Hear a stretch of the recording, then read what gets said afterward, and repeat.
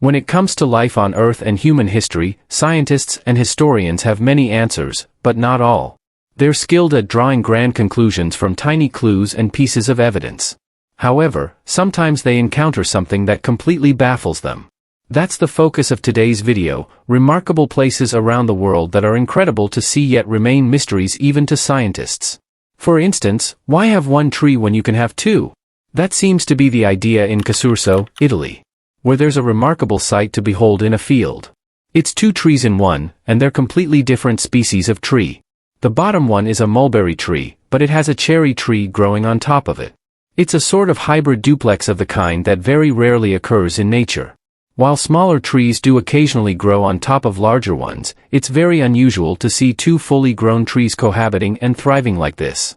Usually, one of the trees' good health will come at the expense of the other, and it's usually the tree on top that suffers.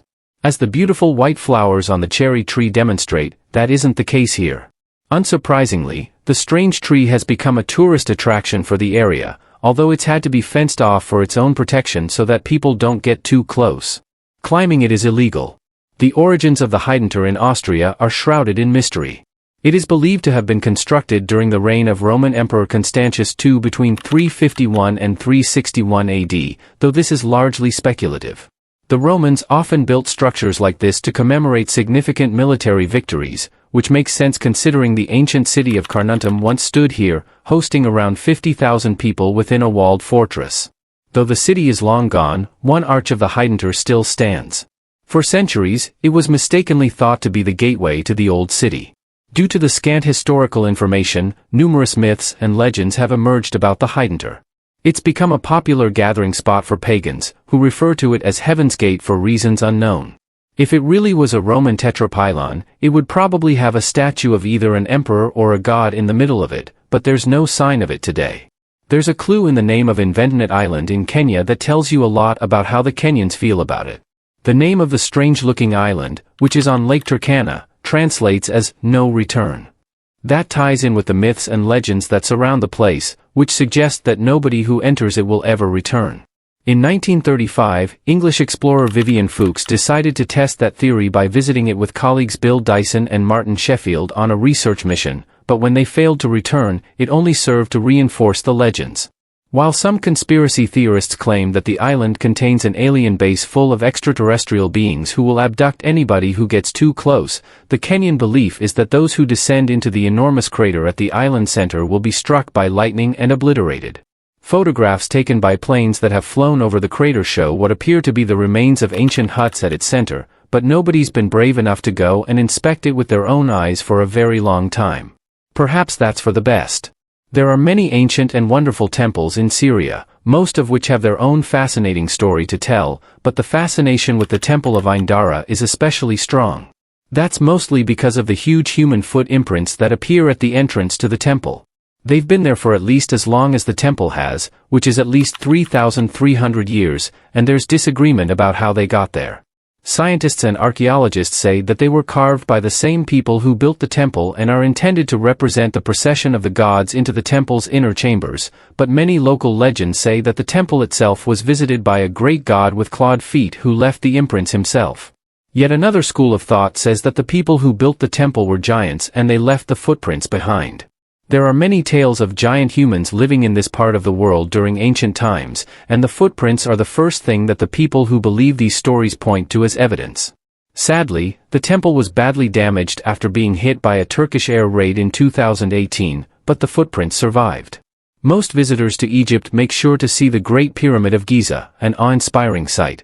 However, if a few more were to venture just 20 minutes further to Abu Ghraib, they'd uncover a lesser-known marvel. This ancient city houses a structure that was once a sun temple dedicated to the god Ra, built around 2,400 years ago. Historical records tell us there were once 6 sun temples in Abu Ghraib, but only 2 survive today. These ruins, along with the remnants of a colossal stone obelisk, puzzle archaeologists. Scattered red granite blocks appear precision-engineered with polished surfaces and perfectly smooth holes, suggesting advanced drilling technology. Adding to the mystery, there are several alabaster dishes marked with patterns resembling gears. Did the ancient inhabitants possess advanced technology? If so, what happened to it and to them? Once upon a time, Barsakelmes was an island in the Aral Sea. Today, due to lower water levels, it's a plateau in Kyzylourda, Kazakhstan. Similar to Kenya's Inventinet Island, Barsakelmes has a reputation for being a place where people disappear. Its name, derived from Turkic, means whoever comes here shall not return. Declared a national reserve in 1939, it remained off-limits for the rest of the 20th century. The activities of the Soviets during this time are shrouded in mystery, with rumors of top-secret research. Even now, electronic devices fail, and navigational equipment malfunctions near the plateau. There are documented cases of people's skin turning blue after prolonged exposure, and a legend of nomads who believed they stayed for a year, only to find that 3 decades had passed upon their return. Barsakelmes remains a place of eerie, seemingly supernatural occurrences. Amid the ruins of Amman in Jordan, where ancient temples and palaces lie in decay, you'll find the shattered remnants of a giant stone hand, hinting at the mysteries of the past. This is the hand of Hercules, and even in its broken 3-fingered state, it's still a strangely intimidating thing to look at. The hand is part of the Temple of Hercules, which was built during the 2nd century during the Roman occupation of Amman's citadel. For reasons that have been lost to history, it appears that the temple was never finished. The presence of an elbow made from marble implies that there was once a plan to build a colossal statue of Hercules here, which, had it been completed, would likely have been the largest statue in the world at that time. The region is known for earthquakes, so it's possible that the Romans gave up on the idea of building anything here after enduring one earthquake too many for their liking.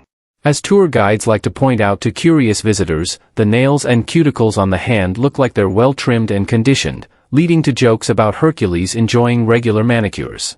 While we at least know that the Romans were responsible for building the abandoned Temple of Hercules, we have no idea whatsoever who built the Pyramid of Coatzacoalcos in Mexico City, Mexico. There's some evidence that an enormous volcanic eruption destroyed the civilization that once existed here, but aside from that, they left very little behind for us to remember them by other than their pyramid. By examining the land around the pyramid, archaeologists have been able to conclude that it was farmed for a period that started around 3,200 years ago and ended during the 1st century when the Zittel volcano erupted. That was a tragic twist of irony for the Mesoamerican population, who were thought to have worshipped a god of fire. While some historians believe that the entire population perished in that disaster, there are some who believe that these survivors fled to other parts of Mexico and took elements of their culture with them, eventually playing a role in the rise of Teotihuacan. While there are no humans living here anymore, there's a thriving population of rattlesnakes and tarantulas, making it a somewhat hazardous place to visit. The mystery of the lost city of the Kalahari is an existential one, by which we mean that there's controversy about the question of whether it really exists at all. The story begins in 1885 when the Canadian magician and explorer William Leonard Hunt, known as the Great Farini, claimed to have stumbled upon an abandoned city of ancient ruins while traversing the Kalahari Desert on foot. His report to the Royal Geographic Society detailed encountering partially buried ruins, shattered temples, burial sites, and partially collapsed walls. This account sparked 25 expeditions over the ensuing decades, yet none could corroborate Farini's findings. By 1964, A.J. Clement proposed an alternate route through the desert that Hunt might have inadvertently taken, leading to the discovery of colossal stone monoliths crafted from dolerite. Over time, erosion had transformed these monoliths into shapes resembling straight, square blocks resembling walls. Clement concluded that Farini likely mistook natural rock formations, dating back 180 million years, for ancient ruins. However, his explanation failed to satisfy everyone, leaving some still searching for the fabled lost city of the Kalahari. The fact that the Soviet military took ownership of them after the war and refused to let anyone else get close for several decades did little to dispel the most extreme of those theories. To some, the Soviet interest in the site confirmed that these were places that the Germans conducted tests on anti-gravity devices and weapons of mass destruction. There's been some speculation that this is the place that the Nazis worked on a top-secret project known as Die Glock, or the Bell. Other than knowing its shape, nobody truly knows what Die Glock was supposed to do, aside from the fact that it was a fearsomely powerful weapon. It's perhaps more likely that these were concrete bases upon which rotating artillery pieces were mounted, but that's far less fun to believe. There are people who live in the town of Swinton in North Yorkshire, England, who believe that there's an ancient temple in their neighborhood. Looking at Swinton Druid's temple, it's not hard to understand why. It certainly has the appearance of something ancient, and the words druid temple ought to give a clue to its function.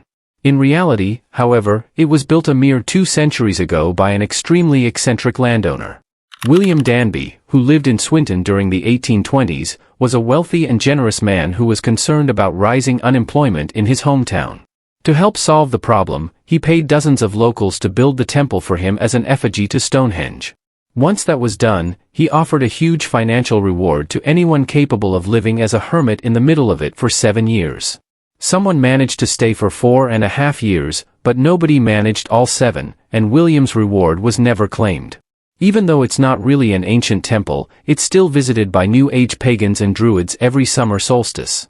Gungy Wamp in Groton, Connecticut, USA, is the type of place that gives archaeologists and historians a headache. The settlement has been used and reused by a variety of settlers for at least 1,400 years, all of whom left their own mark on the landscape. There are stone chambers, stone rings, etchings on the walls that don't correspond to any known language, and Native American artifacts. There are so many traces of human occupation in Gungy Wamp, it's impossible to say where one era of its use ended and the other began, or even who was the first there. One prevailing theory suggests the structure was constructed in the 6th century by Celtic Christian monks fleeing Viking raids in Ireland. However, this theory challenges accepted pre-Columbian American history and overlooks evidence suggesting a much older origin. Scientists attribute occasional spikes in electromagnetic activity at Gungy Wamp to the presence of magnetite, granite, and quartz rocks. Conversely, conspiracy theorists speculate it could be an alien base or an energy vortex. The discovery of a lithic stone tool dating back at least 3,500 years contradicts the Celtic monk hypothesis. Whether Gungy Wamp was built gradually or all at once remains a mystery that may never be fully resolved. Thank you for watching another episode of Just Discovery. If you enjoyed this video, please like, subscribe, and hit the notification bell for updates on more exciting content. See you next time.